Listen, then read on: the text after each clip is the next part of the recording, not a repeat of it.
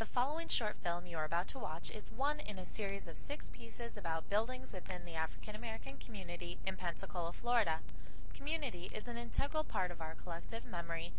By studying specific buildings, one can answer questions about where the community has been and where it is going in the future.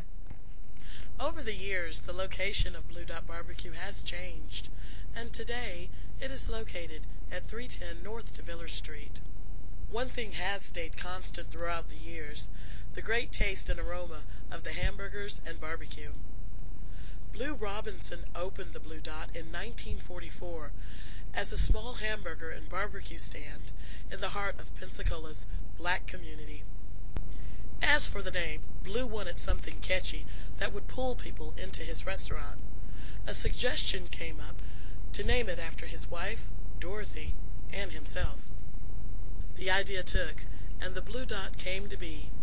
To this day, customers have fond memories of the original location. It was on the corner with a little white building, and I remember 2 signs specifically that he had. He said, "No combing your hair inside," and "No pregnant women sitting on the stools." And that was always a hoot. The Blue Dot filled a need within the community as a place where everyone could gather and enjoy a good meal. What once started out as a small hamburger stand grew and has become a symbol of endurance within the community. Although Blue has passed on, the small restaurant is still cooking up juicy hamburgers and finger-looking good barbecue. On the east side of Pensacola, at 301 East Gonzales Street, there's a little restaurant known as the H&O. Pensacolians who've eaten the juicy smothered pork chops and savored the sweet potatoes can tell you that there are no other soul food restaurants quite like the H&O. During the early part of the 20th century, Tearsley, a prominent black businessman, originally owned the H&O restaurant property along with real estate on Alcanese, DeSoto, and Haines Streets.